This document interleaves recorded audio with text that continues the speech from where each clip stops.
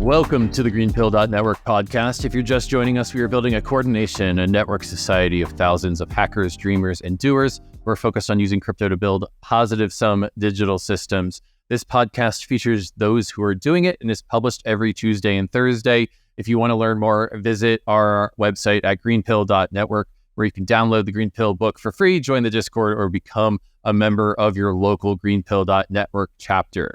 My guest today is Josh, who is more broadly known as the Blockchain Socialist. He runs the Blockchain Socialist podcast, and he has a new book out today, August 8th, entitled Blockchain Radicals: How Capitalism Ruined Crypto and How to Fix It, which you can get on Amazon or wherever books are sold. You can click on the link in the show notes to check out Josh's podcast and also to check out his book. So Josh has worked in blockchain for about 5 years and started the blog and podcast about 3 years ago called the Blockchain Socialist podcast. Really found this to be an interesting conversation because I learned about the genesis of his political ideology and the starting of the podcast. And basically, I kind of felt in some ways that it reflected my own story of being a progressive or someone who cared about pro-social values, protopian values, building in a space that was very libertarian to start. But now there's thousands of people who are building more pro-social positive sum systems in crypto. And I think it's neat that there are multiple movements happening, multiple people who are convening pro-social people. Blockchain Socialist and Josh is one, but I also think Regens Unite and RefiDAO and GreenPill and in the Impact Out at XYZ, there's a bunch of people who are trying to stimulate this movement. So the fact that it's actually happening is really exciting to me. So we kind of, in the first half of the episode, talk about the blog and the podcast. And then in the second half of the episode, we play jazz a little bit. We talk about the green pill vision. We talk about coordination. And we talk about how it does and does not relate to the blockchain socialist movement. And I think that, I identify, I know that someone called me a content producer the other day. And I kind of it made me wince a little bit because I still identify as a software engineer. But, the interesting thing about talking to Josh is that I think he's this very articulate and lucid political and economic thinker. And I still feel like I'm coming at things from more of a software angle. And some of the green pill stuff is economics and game theory too. But we kind of meet in the middle and talk about the similarities and differences between the blockchain socialist group and the green pill group, which I think both identify as pro-social and protopian ecosystems, but go about it in very different ways, building their movements. So this is a really fun episode, and I think you're going to enjoy it. Cheers. ValleyDAO is an open global collective working to finance and democratize the governance of synthetic biology technologies to protect the future of our planet. Research and progress into synthetic biology is critically constrained by the world of nation-state regulations and bureaucracy from middlemen. But the potential that synthetic biology has for the world is massive. It can produce a world in total harmony with nature. We can grow stuff using cells like software. It's awesome. And the best part is we no longer have to pull carbon out of the ground to grow and maintain civilization. Don't you think we should be funding this? ValleyDAO does, and that's what they're here to do, to try and make the SolarPunk world of tomorrow a reality today. So join ValleyDAO right now and save the planet at valleydao.bio. All right, let's dive right in. Hey, Joshua, how's it going? I'm good, Kevin. Thanks for having me. Yeah, really glad to have you. I've been listening to your podcast, The Blockchain Socialist, a whole lot over the last 6 months, and really a big fan of the work that you and Prima have been doing around creating alternative memes to the network state. So it's been a lot of fun. Could you tell us about your background and how you got to starting that podcast, and also about the book that you've got coming out? Yeah, sure. So I first got into crypto maybe in 2016. During that time, I was pretty broke, to be completely honest. I didn't have a whole lot of money. I was working 2 jobs in order to make ends meet. And I had this very dumb idea that maybe I could trade stocks to make quick money so I can make my ends meet. That didn't really work out, but in that process, I came across crypto, and that was really when Ethereum was becoming more interesting, I think. I had known about Bitcoin before that, but Bitcoin was kind of it was described to me as just something you used to buy drugs online, so I wasn't that interested in it. But the idea of smart contracts and DAOs were really fascinating to me at the time. And at the time, I was also involved in some left-wing organizing and was sort of going through a, radicalization politically. Trump had been elected, and, I had been a big fan of Bernie Sanders. And so as time went along, I got really lucky and was able to go to some crypto conferences on a scholarship.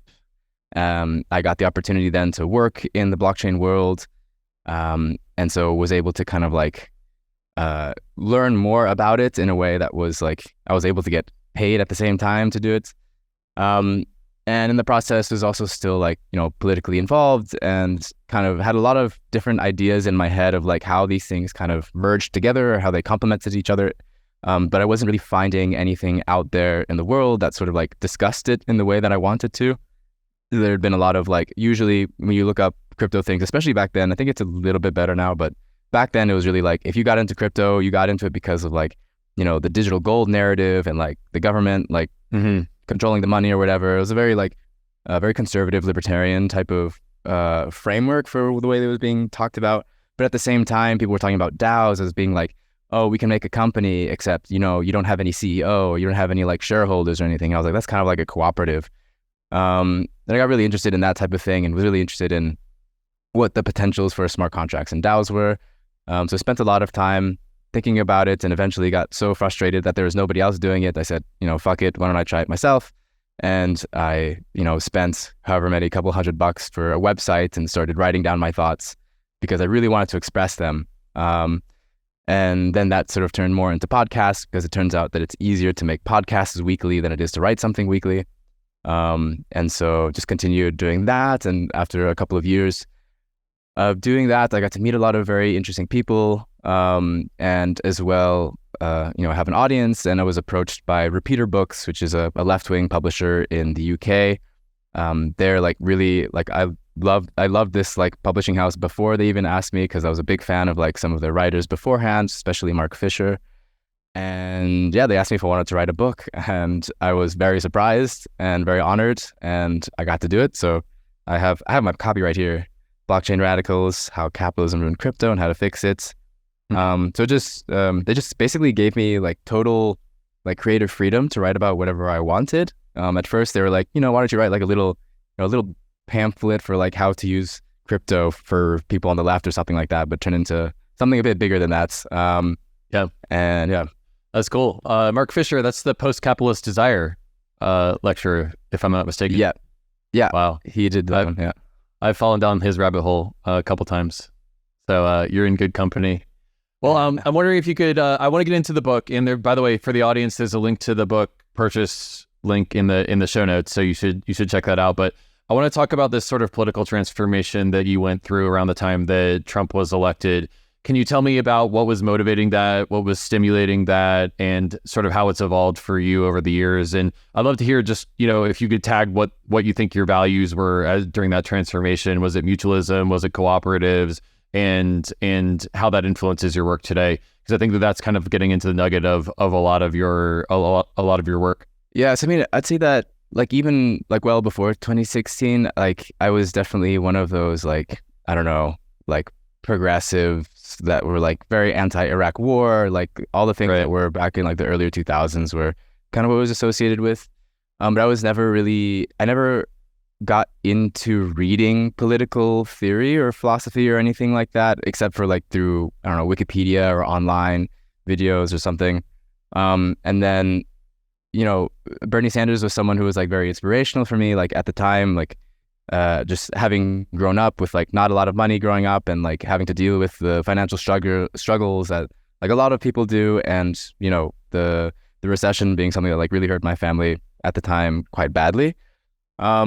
So like I was just really interested in like I just believed very strongly that things like healthcare should be universal for everyone. Like that should be a human right. At this day and age, whenever we have this amount of abundance in the world, there's no reason that people should go without healthcare. There's no reason people should go without food, without housing. We have like way too much at this point to be doing this. And so like after, I think like when Trump got elected, I was finally like, okay, now I want to like read this stuff and just like learn more. I'm just like really someone who wants to know the truth about things without like any sort of veneer or like any sort of like. I think that was a shock event for a lot of people that were progressive. Trump's election in 2016. So I think that was a political awakening for a lot of people. For sure, it was. There's definitely a very large increase in like people joining the DSA, Democratic Socialists of America, and whatnot. But yeah, so I use that opportunity to like just start reading a lot. And, it's sort of like this hard, like back and forth of, well, I believe these things about how the world should be, but at the same time, I live in a world that professes particular types of values that I don't believe in, or like I have to do things in order to survive that I maybe don't want to do or don't like doing. And that includes like working, shitty corporate job or something like that, or it can include that. And so, yeah, I was just kind of like trying to deal with these types of contradictions, and just like in the process, just kind of, I had the opportunity to work in like very, very corporate settings, like very deep into the belly of capitalism, I think. And it informed me, it sort of like added to like the political theory that I was reading, which was more theoretical, and then like seeing it firsthand in person was something that was like it was radicalizing to me. Sometimes I think for some people, it's sort of like, there's a lot of people that I've met, they're like, oh yeah, I've read Marx, and then but they still work in like, I don't know, McKinsey or something like they right. like super corporate jobs, and then they like, they kind of transform. They're like, oh yeah, no, like all these political writers, they don't get it because, now capitalism is like this and it's good or whatever. But to me, it was like the opposite. It was like an affirmation of what I was reading, and like, and the criticisms that they were making about capitalism. Although the capitalism they were talking about, of course, is like an industrial capitalism, is like a different time, and of course it's like transformed, and it's different, of course. But I think it doesn't like take away from like the original critique that a lot of these thinkers at the time were thinking about. So I mean, at the time, I would say I'm more of a, I don't know, I say like I'm a Marxist with a lot of sympathies towards like a lot of anarchist thinkers and writers. But yeah, I think that's kind of like where I'm at now. So you can call it like a post-Marxist, although that's like very, it sounds like so obtuse if I say that out loud. But like, I think there's a lot of good things that were written by Marx, some things that need to be updated, and there's a lot of people who have written more contemporary things that are like more useful for thinking about time today. Yeah. Well, it's just so interesting to hear your genesis story as sort of a progressive in your political leanings. And, the thing that's coming up for me, and I'd be curious if it's coming up for anyone in the audience, is just how lonely it was to be a progressive or someone who cares about just pro-social environmental stuff in early crypto, because the vibes were very like red meat, libertarian sovereignty. And I will say that like, part of my going through crypto is learning about the value of sovereignty and decentralization, which is like not something as someone who grew up progressive that was really talked about in my circles. And so it's been sort of a, understanding both the ideologies and the value systems and the language of the left and the right has helped me form at least like a bridge in my mind between the two thinkings. But there is now a bona fide progressive movement, people who want to do pro-social stuff in crypto. And I think that we should celebrate that together, the fact that even exists, because the origins of the space, I think, probably were slanted pretty libertarian. Do you have any pushback on that? Is that fair? I think that's mostly fair. I think that there's still I think there's a lot of room for improvement, a lot of room to like grow that hasn't happened yet. Like, I think there is I totally appreciate these people. They are well-meaning, that they are progressive and they feel themselves to be progressive. Sometimes I like want to provide the kind of like more concrete understanding of like the world. 'Cause I think there's a lot of times when people, they want to do things that are progressive, and I respect that, but the way that maybe that they're approaching it or doing it doesn't involve like the type of critique that I have, and therefore I think they fall into some traps. So I've seen like a couple of crypto projects I think have fallen into those kind of traps of like, oh, we want to be very progressive, but we're also taking like an intense amount of VC capital or venture capital, which is like a very like, I mean, maybe you can convince me that that's like you can do that, but there's like I want to hear like a very like concrete answer as to why you're doing that. 'Cause it's a very difficult position to be in, and if you just like look into the history of like this type of thing, it's not an easy thing to get around sort of like the trappings of what that involves. I guess it's a deal with the devil, I would say. Yeah. Well, I want to come back to that. Let's put a pin in that. But first, let's take a tour of your book, which I gotta say is kind of the title for me is a little bit provocative. Blockchain Radicals: How Capitalism Ruined Crypto and How to Fix It. So there's a link in the show notes. Check it out on Amazon. while we're talking about it, but I'm wondering if you could tell me what inspired you to write this book and what are the primary points that what is the change that you're trying to get across by putting this book out there? Sure. So yeah, the title is definitely meant to be provocative for both of the audiences that I'm hoping to kind of tap into. So yeah, I mean, like Repeater asked me to write a book. I had not really thought about writing a book at all at that point. I thought I was like way too small and insignificant to really do that. But they pushed me, they encouraged me to do it. And, I'm glad I did. Whenever I first started writing, I was kind of like wanting to provide just like a bridge between these two contradictory like worlds or spaces that I'm like involved in and part of, and like trying to just put down on paper the things that I see or the things that I'm feeling about the connections between these two spaces. And so like the kind of let's say the two kind of like meme like counter opposing forces in this space, I think I kind of define as one is like the crypto hype men.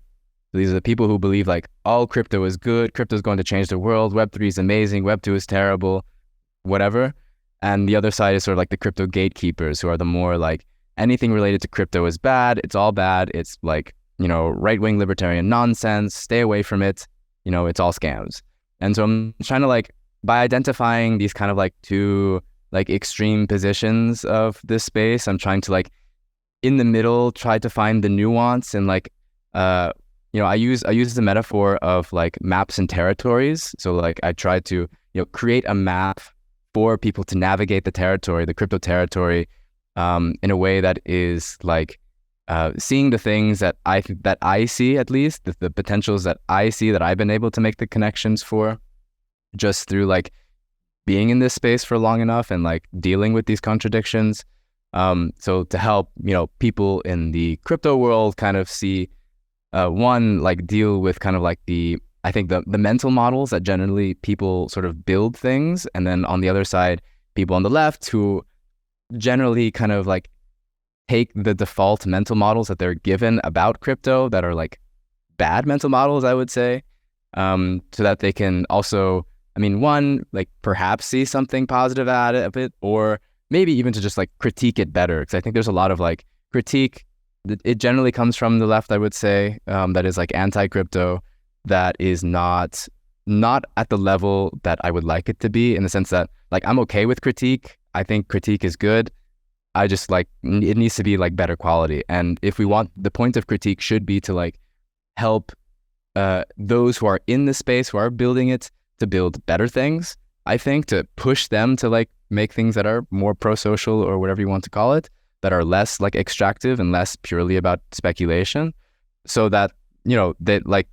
Yeah, I just think there needs to be better critique so that people can do this. Otherwise, sort of the only thing that the critique is doing is sort of like a kind of circle jerk of like, the things that we already believe in, and reaffirmation of the already existing criticisms that we have. And that's like not a progression in like the discourse or in like the discussion that I think really necessary to have.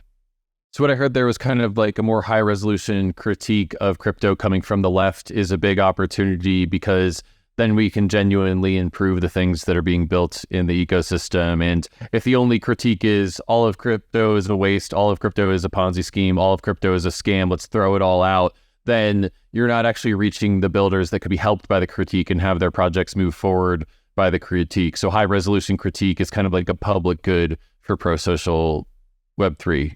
Yeah, I think that's a good way to put it. I was also like coming off of, my parents were in town this past weekend, and I went out to lunch with my aunt, and she was like, so you're working in crypto? Like, isn't that all Ponzi schemes? I'm like, well, actually there are Ponzi schemes in crypto, but not all crypto is a Ponzi scheme. Just like, like in the web, there are porn sites, but not all websites are porn sites. Like you got to not throw the baby out with the bathwater. It's just like hard to make that intergenerational argument to someone like that. But it seems like you're aimed more at the people in the space and helping them improve their pro-social projects than like an external sort of messaging about what crypto could be. Is that fair? I think it's a bit of both. Like I try not to be like I think there is room to be like a little bit utopian and like trying to like put some ideas out there and see what sticks and what Maybe it doesn't come, if someone tries to make it, doesn't come out exactly as the way it was described. But yeah, I think there's some use in that, although I try to be, more as grounded as I can be through like real examples, I guess. Well, I'll just remind the listener that there's a link to a link tree and a link to the Amazon in the show notes, and you can check out the book there. There's also a link to your podcast where you've done some really interesting work on deconstructing the network state with Primavera de Felipe, and I've been really consuming that a lot over the last 6 months. I'm wondering if we could take a little diversion into the podcast and your critique of network states, because I think there's some really interesting tidbits in there as well. So I wonder if you could tell me, the network state came out about 9 months ago, and Balaji Srivasan has been on many podcasts describing the network state as a group of highly aligned individuals who come together in order to form a digital movement that eventually becomes recognized by existing states. And I wonder if you could take me just like very high level through your critiques of the network state as it's defined by Balaji, and kind of the more maybe pro-social network state coordination that you and Primavera are trying to meme into existence. Yeah, so Balaji, in case people know, he's a venture capitalist. He made a lot of money selling his startups. He worked as a CTO for Coinbase. He was a GP at Anderson Horowitz. He's a very influential sort of think boy on Twitter. A lot of people, like, he tends to be very provocative. He had that like $1 million bet on Bitcoin or whatever it was. But yeah, so the network states, the big problem for me with it is that it describes this worldview. I mean, one that is like very, very ahistorical in my opinion, like doesn't really deal with the facts as they are. It's kind of like a very selective kind of, he tries to like, create connections between different little tidbits of facts to create this like grander narrative that don't really fit. Like, I don't know, if you were to ask people who actually study a lot of these things, I think would not really fit within the thing that he's describing. But one of those things that he kind of describes the world as having like different leviathans. So he said that there are different leviathans, really big forces that force people to be pro-social. The first was God, then there was state, and now there is network. And so like God being kind of religion, the state being the rise of the nation state, and now networks, which to me is not very clear if he means like networks between people or networks mediated through like social media and technology and communications network as a network which people are a part of. But then like the word network is a bit of a vague term. It's a very slippery term that I think you can use to kind of like fit into a lot of different things and make it seem like it's something new. Like, I don't know, there are definitely religious networks of people, like the Catholic Church is a network of different people together, in religion. But anyways, so yeah, he's describing a way in which we can create new countries that are based on sort of people with similar values coming together and buying land and then turning that into like its own country with its own government and with its own diplomatic recognition. So he's saying that if people would just try hard enough and they buy this land and they just like use their collective like pooled money and resources, they can make this country, and like whatever land they bought that country in will just sort of have to allow it in some sense. And this is like it's not a very new idea actually. It's actually quite an old one. It's something that people have been trying for a long time to do with like very little success so far. And it tends to be done in a way that's like very, very colonial. Like if you are someone that wants to go and make a new country, you are going to have to deal with the geopolitical realities of the countries that you are going to be buying the land next to. And so oftentimes what happens is people who are oftentimes, there's like a huge history of like right-wing libertarians kind of wanting to do this to kind of create their own libertarian utopia. They would buy land in very poor countries, and then they would use their money and their resources in order to like influence the existing government so that they can do what they want with that piece of land and whatever else. So there's like a huge like colonial history to it.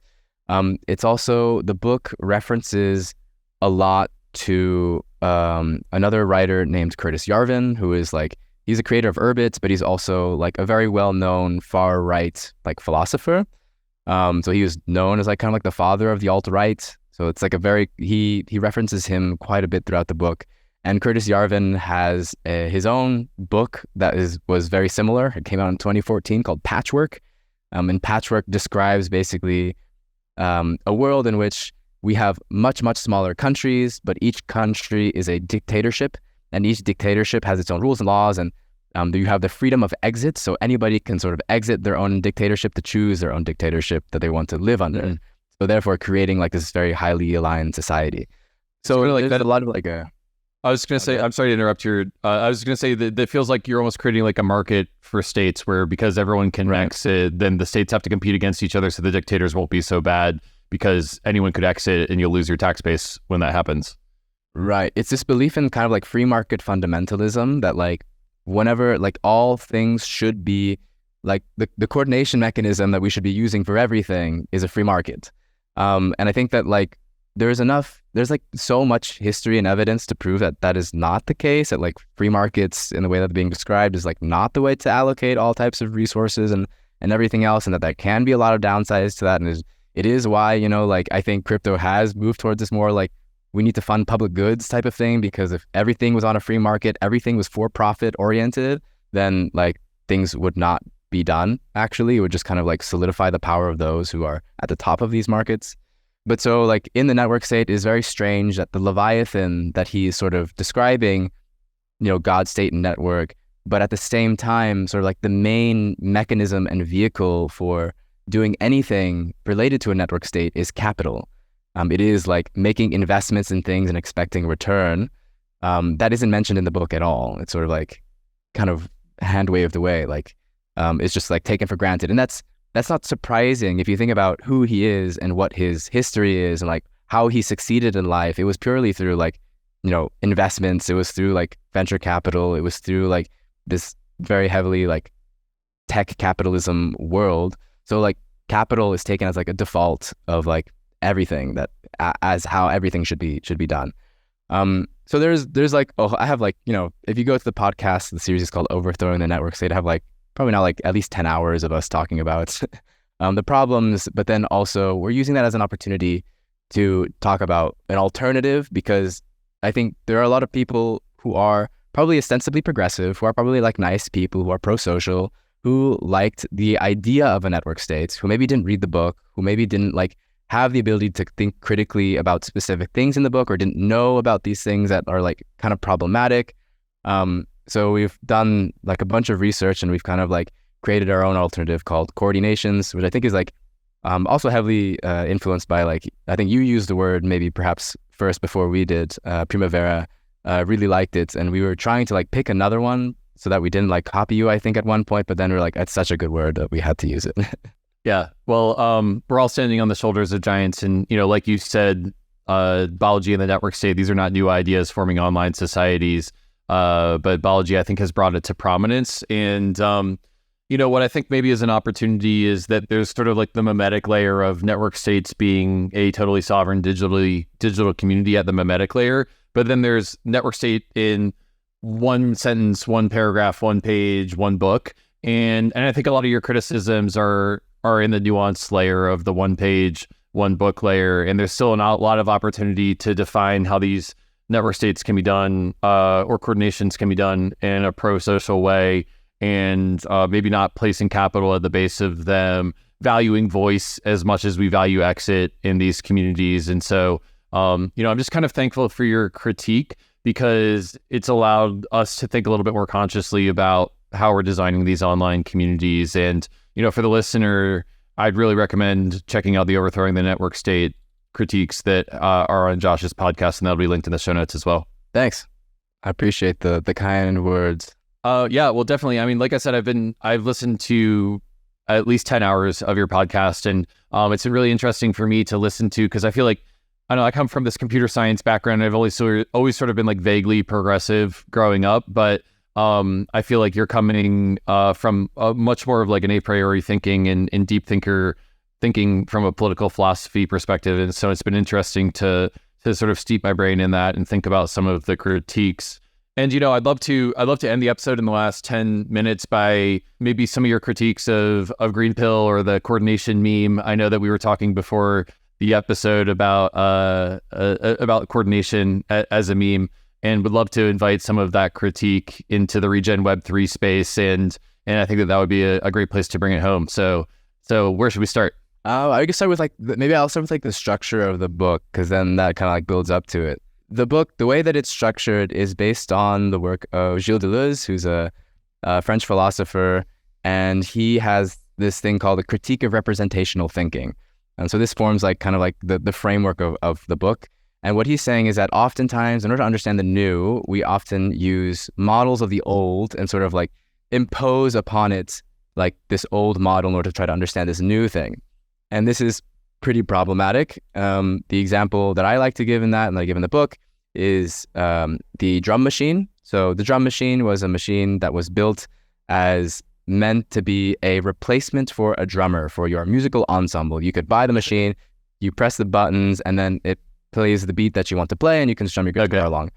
And so in this sort of model of thinking about the drum machine is a representation of a drummer with the drum sets. It's a less good version, right? The ideal is the drummer with the drum sets, and this is the drum machine would be a branch coming out of this. So it's Deleuze calls this arboreal thinking, or thinking in trees, and this is very common in Platonic thinking. Plato was all about the ideal forms of things, and a lot of Western philosophy kind of came out of that.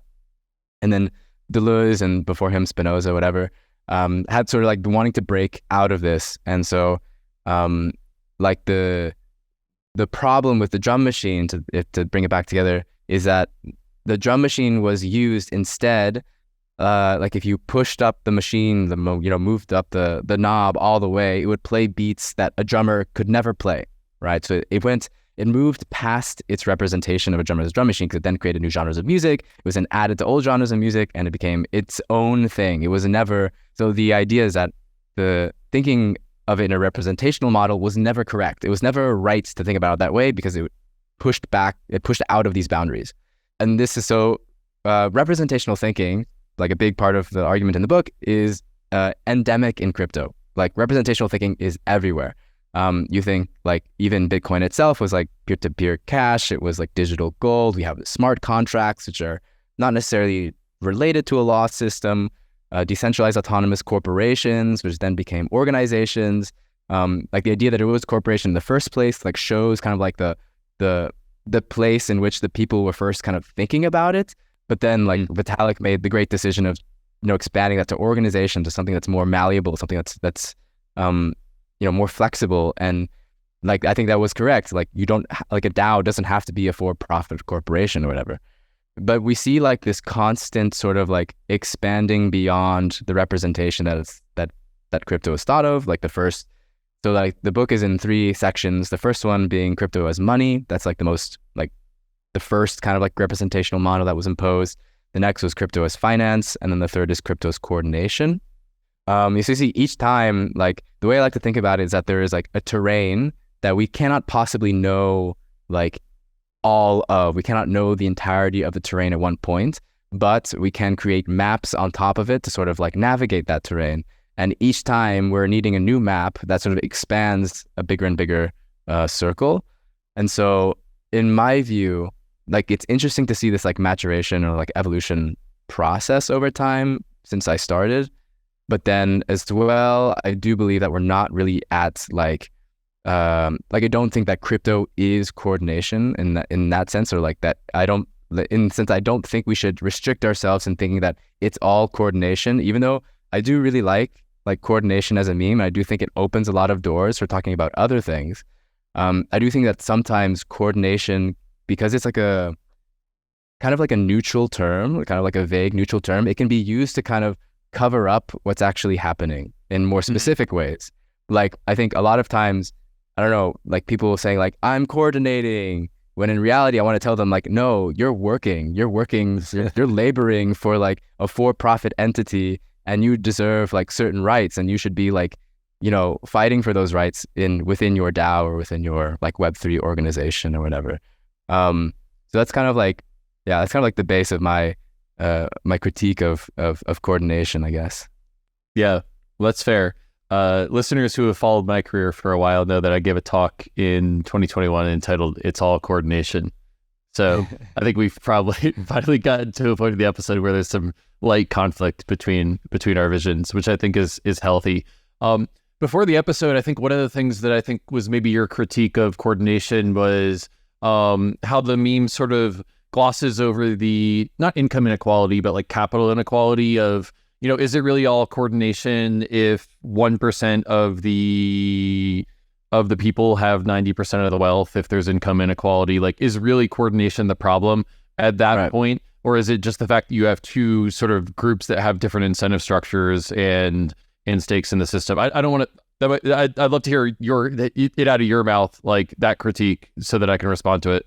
Yeah, I guess I would say that like it's not just about coordination, it's about power. It's about power relations and like how we relate to the things that we're like producing in order to exist in the world. If we are in a position where we don't have a lot of capital, then we have like less power than those that do have capital. That's like the definition of capitalism, is that there are a few people who own the means of production, which is capital, and they're able to like use that to push resources in particular direction. They can allocate things because they have the money to do so. If a billionaire wants to create a bajillion widgets, then he can do that because he has the capital to kind of like invest in that thing. So in many ways, like billionaires are sort of like they're the planners of the economy in many ways. And so like, I think that if we want to, like the title of the book is Blockchain Radicals. Like what I'm trying to get at is like, in order to think radically, we have to understand the system for what it is. And then we have to propose a radically different system beyond that. And I think part of it is like changing the power structures that exist within the system. So like a lot of Web3 or crypto projects, they will call themselves radical or revolutionary, but they may not like question really fundamental things about the economic system that we live in. So to me, it's about like being aware and being able to think critically about like which maps we are using in order to like understand the territory that we want to play in. And so it's not about like, metaphors are all wrong because they're not exactly the thing that it is supposed to be. Metaphors are fine.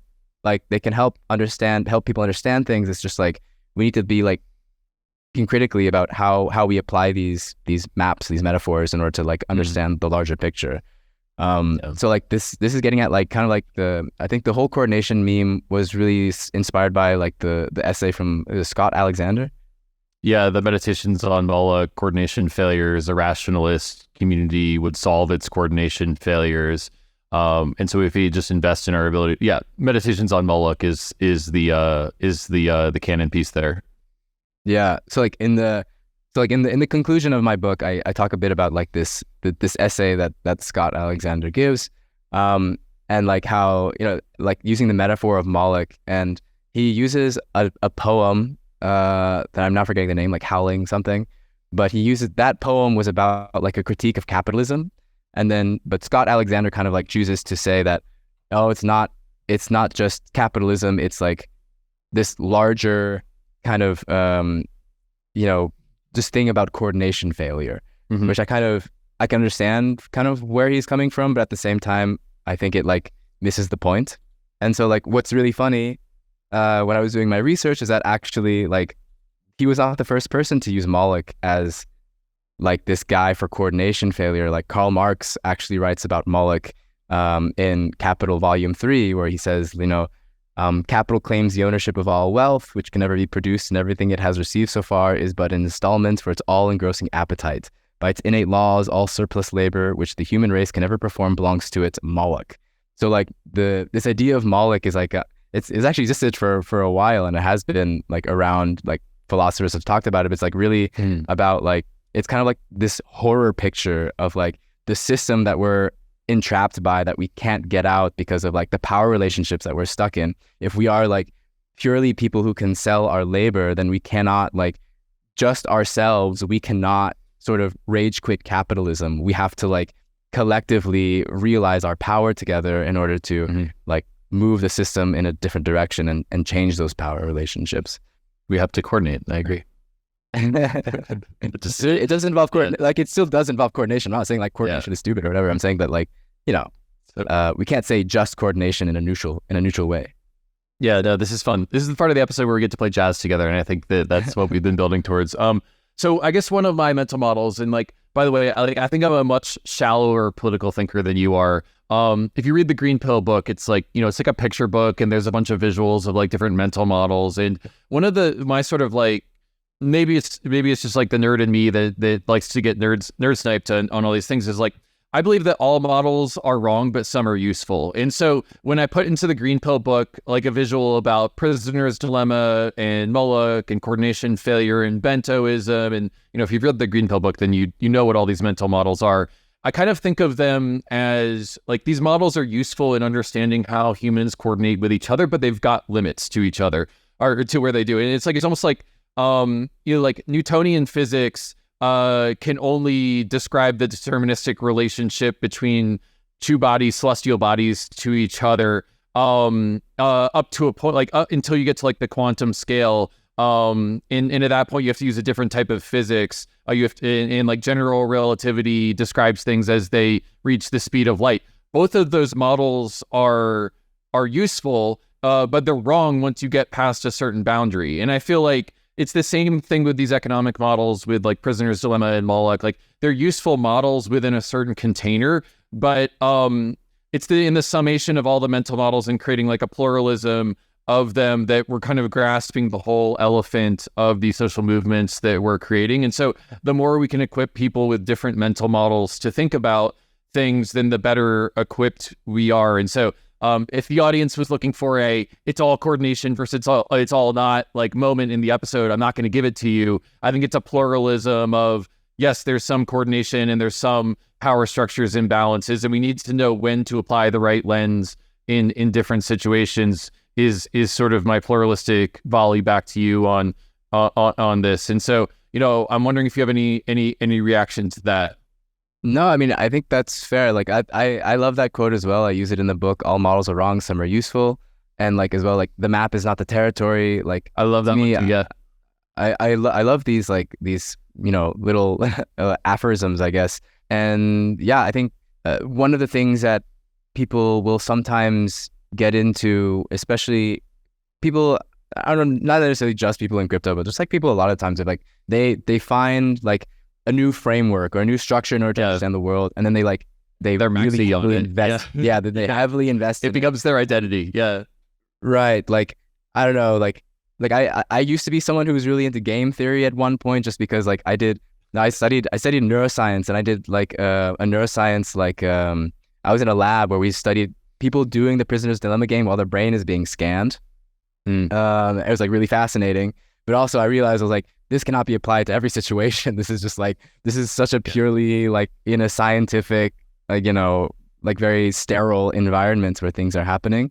But maybe the prisoner's dilemma can be like useful for thinking about things in a certain way, but not necessarily applied like a sticker, like impose an old model imposed on like to something else in order to try to understand it in its entirety, is like a limitation. And so like, I think as long as we can be like aware of that, we can think critically of it, like then we're moving forward in the space rather than like, being a maxi and in whatever meta model you're choosing. Well, one of the things I find really frustrating about social media, I mean, I love certain things about social media, but one of the things I found frustrating is that nuance is the enemy of common understanding. That's another aphorism. That one comes from Sam Harris. And the fact that, this is why like having you on the podcast is just great, because we can actually apply some nuance to this. But one of the things that I've really tried to do, and I find myself having to fight for this impulse when I'm on social media, is when a new situation occurs to me, which happens all the fucking time in crypto because it's the frontier, right?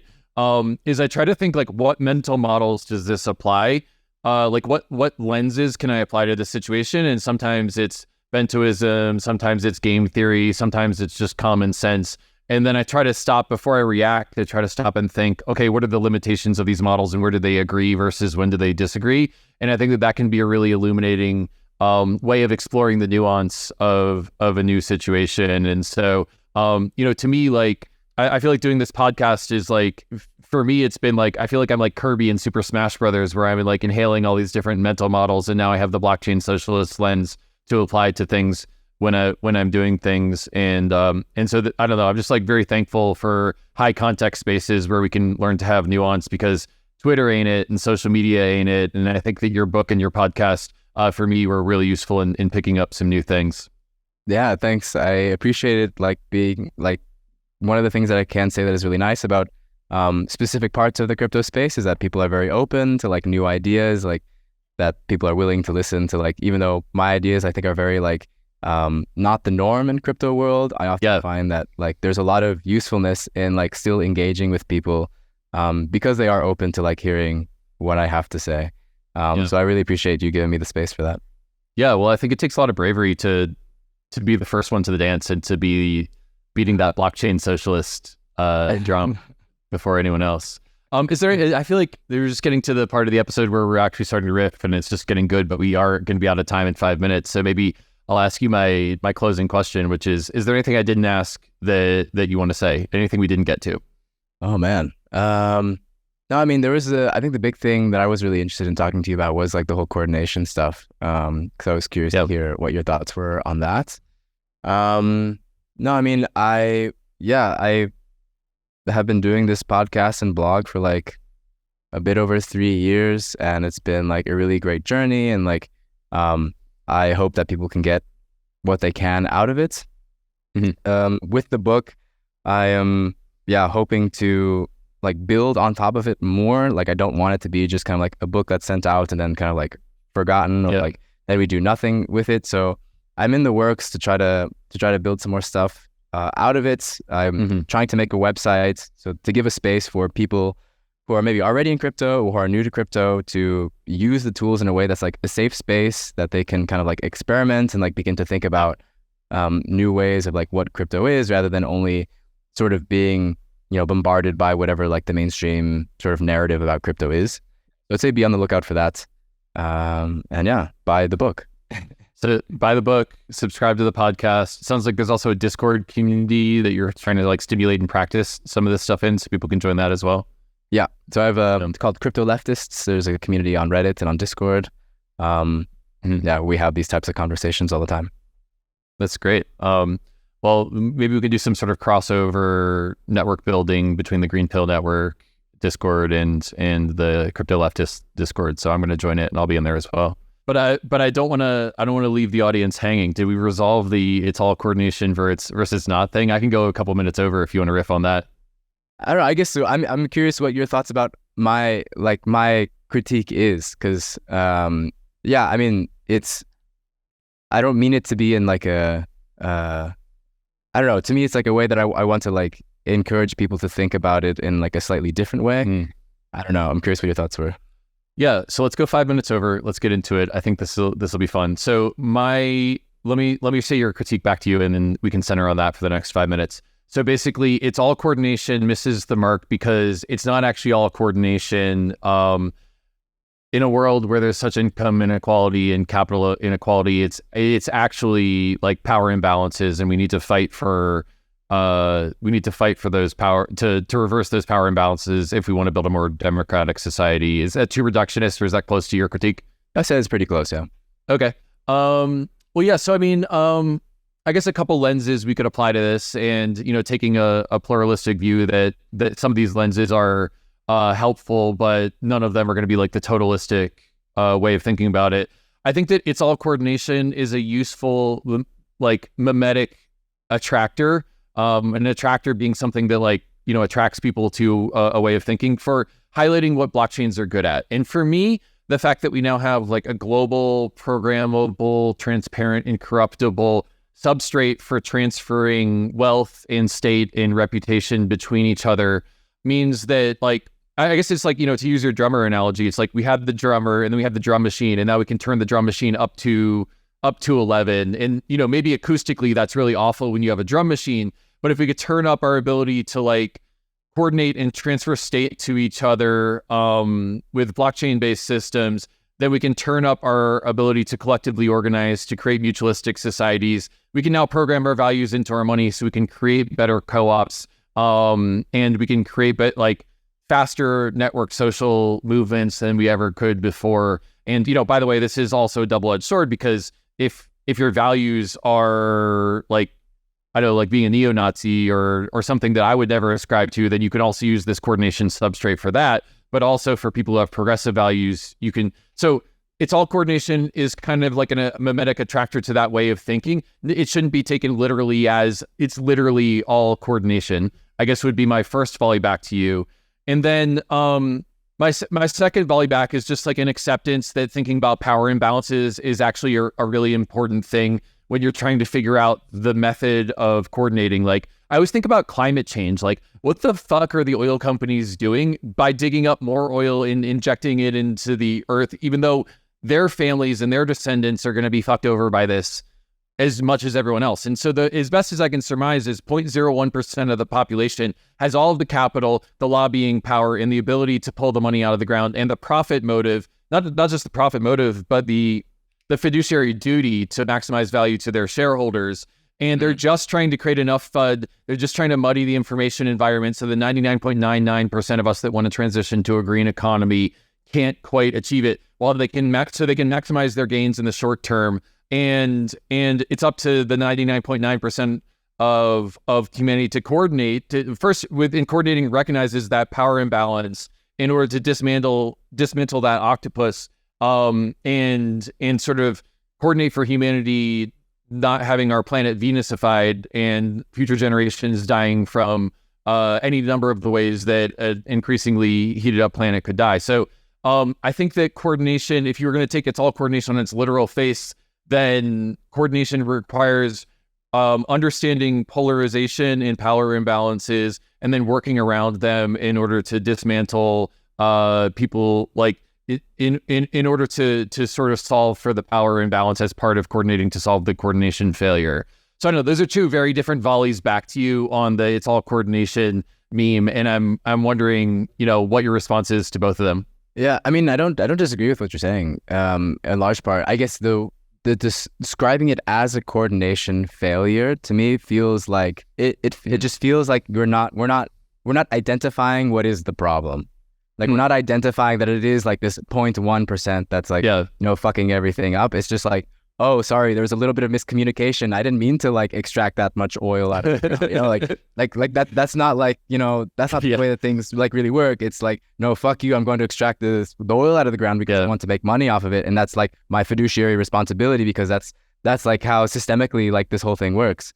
And so like if I as like a singular oil and gas executive decides not to do that, then they're going to just get rid of me and find someone who will.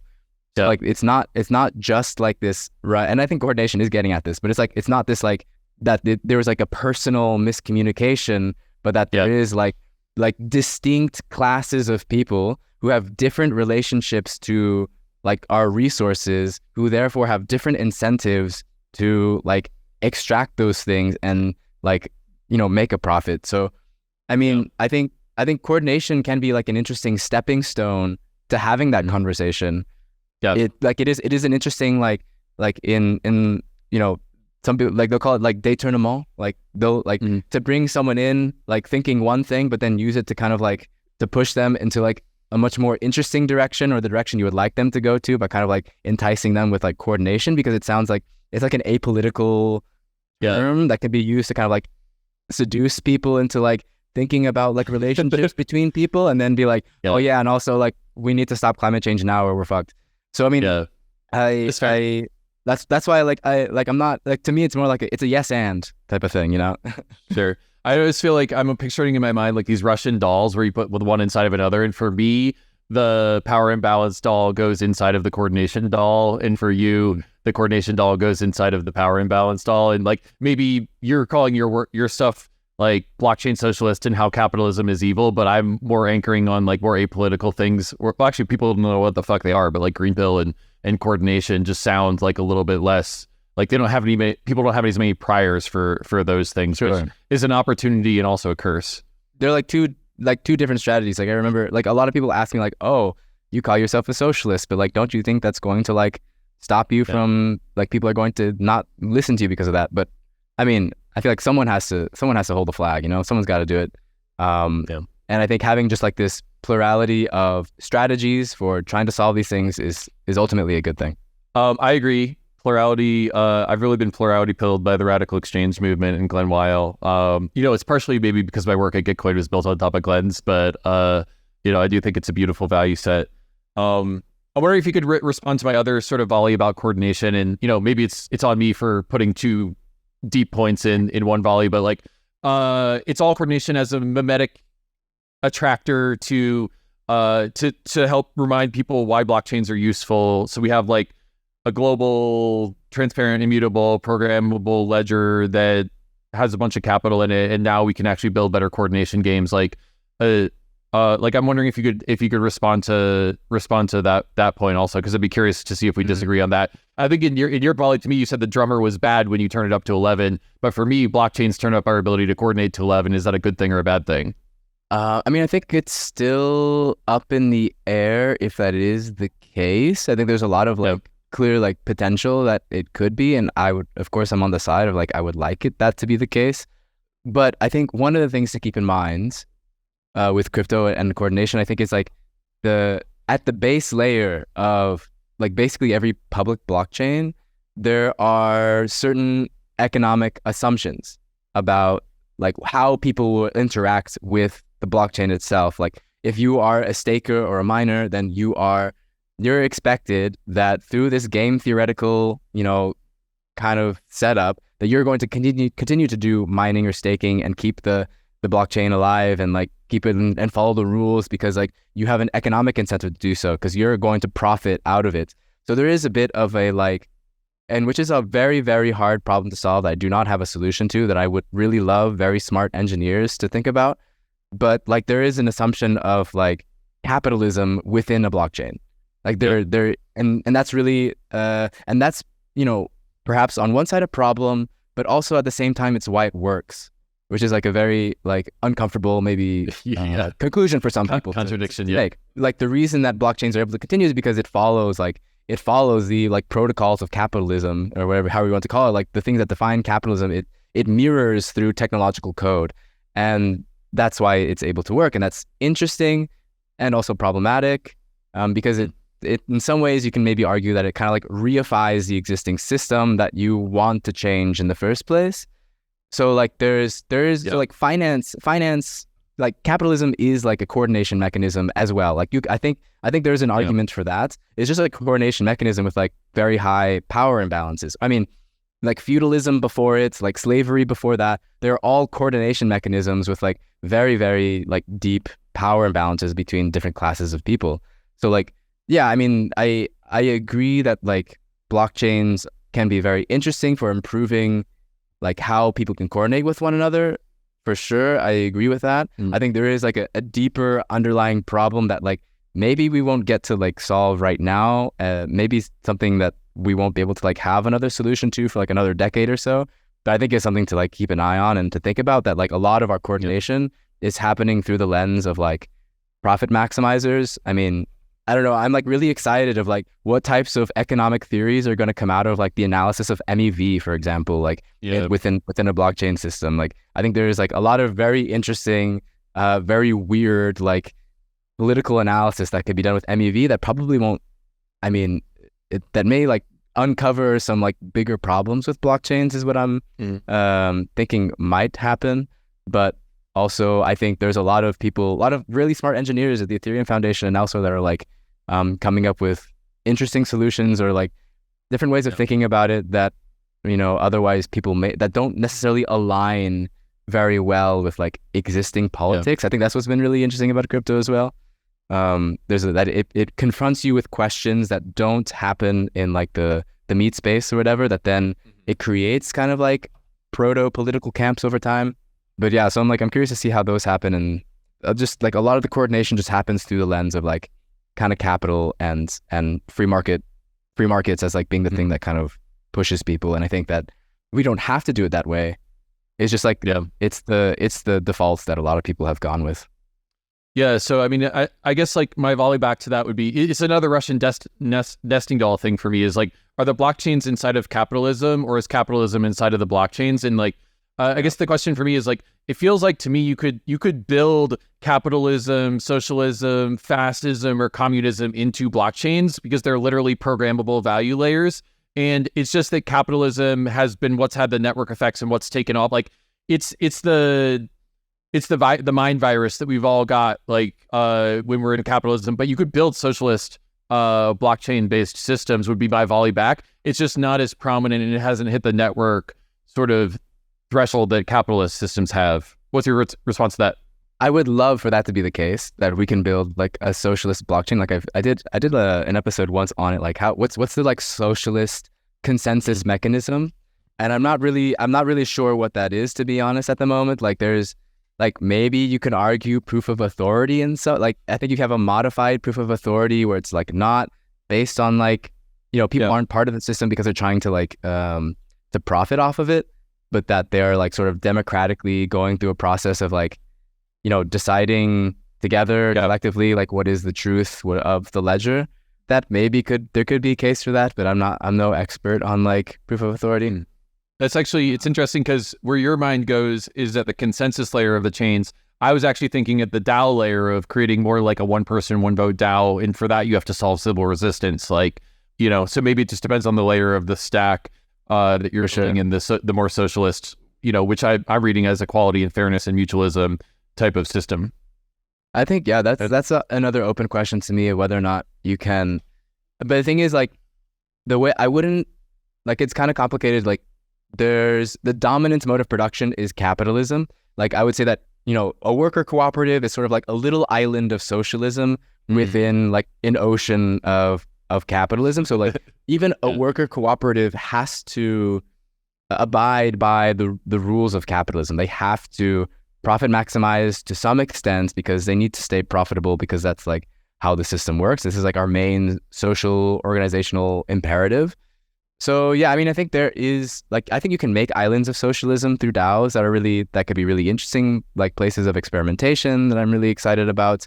But I think if we really want to be like, I mean, if anything, maybe I'm like a socialism maxi. So like, I'm thinking about like, how do I maximize the amount of socialism in the world? Like, how do I maximize the access to resources that people should have access to because we have the abundance to do so?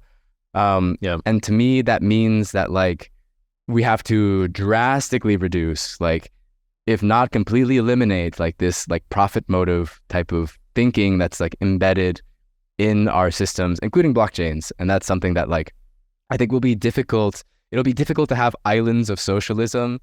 It'll be difficult to build socialism when you can only build islands of socialism within an ocean of capitalism as the main mode of production. Without having like deeply embedded in the technical layer is like an assumption that is very different than capitalism. Do you think that it's a start though to create a little island of mutualist values that outcompetes other creative co-ops because it can attract developers and designers better, and therefore like do you think it's a start to have a little island of socialist values? I mean, for sure it's a start. I think that like though there is like a very long history of either states or other corporations like doing everything they can to make it as difficult as possible to make democratic organization. The legal system in many places in the world like makes it difficult to make a worker cooperative. They make it difficult on purpose for cooperatives to have access to money or capital or whatever else. And that's for the benefit of like this already being socially reproduced system of capitalism of like for-profit social organizations, to where the only way you can become a big social organization is by like being a shareholder-run like top-down organization. Is the only way you can like scale and get big, because of like, the legal system is sort of like making the boxes in which people can sort of like create organization, and then as well just like the imperatives of capital. This kind of reminds me of this idea. Another mental model that's wrong but sometimes useful is the Matthew effect. This idea that you get accumulated advantage and that becomes an advantage until the system gets cornered. The rich get richer, but it also applies to matters of fame and status. And so like, I think what you're describing, in which you've got a political system that makes it really hard to build a mutualist system, a co-op, is something that's been cornered by the accumulation of capital that has captured the political system. And so maybe there's a window of opportunity before an economic system gets captured to maybe build more islands of mutualism in there. Yeah, for sure. I hope so. I would like want more people to do that. I think there is like again, there is like this contradiction of like, I want to build a system that is different, but I'm living within this like totalizing other system that's forcing me to like make money and like have to pay my bills, pay my rent, pay my food, like be able to feed my children or whatever else. That makes it like difficult for people to want to engage in like these more radical things. So I sympathize with that. It's just, if we really want to do it, like we have to do the work. Well, I got one more thing I want to volley over to you. We've gone over 5 minutes over, but maybe we can wrap in the next 5. I don't want to impose on your schedule though. Can you go for another 5? Yeah, I'm fine. Cool. Glenn Weil in Radical Exchange has this take that I wanted to run by you since you're the blockchain socialist, which is that like socialism and capitalism, and I think they talk about communism, they're like industrial age political organizing ideologies. This is, I think, I don't want to put a word in Glenn's mouth. I'm paraphrasing here. And they're basically, a basic idea is like, as technology becomes a dominant way of coordinating, as we move to the information economy from the industrial economy, then instead of capitalism, socialism, and communism being the sort of like different ways of organizing a society, we're going to have different political ideologies that are on the basis of who has the technology and who is the technology for. And so the 3 axes that Glenn in Radical Exchange proposes is corporate libertarianism, which is focused on individual sovereignty, exitocracy, etc. Synthetic technocracy, which is about AI singularity, automated like AI abundance, AI maximalism. And then the third is like digital democracy, which is pluralism, digital dignity, 21st century participatory democracy. And so corporate libertarianism, synthetic technocracy, and digital democracy are different axes of who has the tech and who is the tech for. And I'm wondering if you've seen that take, if you've seen that political ideology map, and whether you agree with its basic premise or if you reject it, and if you don't reject it, what do you sort of think of those 3 axes? Which one would you relate to? Yeah, so I guess I would relate to the third one, digital democracy, the most. But I would say that like I don't think it is necessary. That is really a correct frame description of like capitalism, social and communism being purely like industrial age philosophies or whatever. I think there is nothing that's like specific about socialist thought that's like industrial in its thinking. I mean, to some extent, it is like highly influenced by like the fact that it came like the first, like one of the like the form of capitalism that sort of like created this huge like sort of mass movement was industrial capitalism, because it was like so horrific and so like destroyed and killed so many people in its wake. Sorry? The relationship to the externalities and the power imbalances still exist in the information age. Sure, yeah. And so like I think there is, I can sympathize with like the increase of the importance of like data and information in the economy, technology, for sure. Yeah. Which is like heavily technologically mediated, and by like high technology, like digital technology. There is a really interesting book that I would recommend people if they're thinking in that similar vein, and maybe are listening to me. A book called "Capital is Dead" by Mackenzie Wark. So she wrote this book. She's a post-Marxist of sorts, and she kind of talks about how that she kind of like it's kind of like a she's kind of like using a Marxist framework for understanding perhaps that maybe we're in a different type of economy that isn't necessarily capitalism, but at the same time, I think what's important is that like it can be sometimes confusing to think of the economy as like one mode of production, whenever I think really the reality is like there are many modes of production kind of overlapping with each other, with capitalism being like a dominant one. But she's saying that with the increase of use of and like reliance on digital technology and like information being the way that we like allocate our resources, she kind of proposes then that we are in this new form of economy that she calls vectorialism, where you have the two classes, instead of being the worker and the capitalist, are now the hacker and the vectorialist. So the hacker is the person who takes in information and manipulates it to make new information, and the vectorialist is the one who owns the pipes for where that information is able to go or not go. And so like she'll say like, big tech is like a major vectorialist in this system, whereas like programmers and people who use information are hackers and they're like manipulating data. So I think it's like that was like a very thought-provoking book for me, and I think like super relevant for crypto, just because like, I mean, in crypto, everything's a digital system, everything is like information. So like if you cryptographically create like the railings for information to go in a particular direction, you know, like you're choosing like the vector in which information moves, but you're also like with crypto, I mean, information is always being hacked. There's always like a manipulation of information. When you're using a function or whatever, you're manipulating information and new data into like a different way. Yeah. So then you are, you know, we're engaging in this thing. And I don't know, to me, I found it very, very relevant. And it wasn't a knock or like saying that like, oh, all these other things that people have thought about are useless now because we're no longer industrial. It was like an acknowledgement of like, the economy has changed quite drastically. There are now new things that we're reliant on and like that are really important. And so we have to think about it in perhaps this way. That's beautiful. I mean, talking about the hacker and the vectorialist, you know, maybe it's just because I have a computer science degree, but it just kind of reminded me of, the three, you know, pieces of a computer that we were trying to decentralize with Ethereum was compute, messaging, and storage, right? So compute kind of feels like the hacker, and then the vectorialist is with the pipes and the storage, and sort of the mirror of those into our economic pipes felt very, very beautiful to me as you were saying that. And yeah, also maybe the frame of socialism and capitalism and communism are no longer like, it feels like it's more of a yes and now that we're adding the complexity of technology and how information is moved on top of it, not an either or. Yeah. So I'm trying to converge because we're running out of time literally right now. But yeah, anything else to say about that before we wrap? No, I think, you know, I think if we're still continuing on this thing on like vectorialism, then I think the imperative is to then have like collectively governed information pipes rather than having a vectorialist, which would be like a single entity controlling those pipes. And that should be an imperative, I think, in crypto world.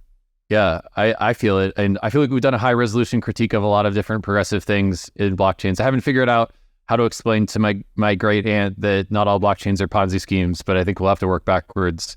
We'll have to show, not tell on that. Yeah, I agree with that. Yeah. Well, Josh, I really enjoyed my conversation with you, and I've just enjoyed your podcast so much. If you're listening to this episode, please check out the podcast in the show notes. Also check out the book, which is coming out on August 8th, which is when this episode airs. And Josh, thanks so much. Really enjoyed the conversation. Yeah, thanks so much, Kevin. Appreciate it.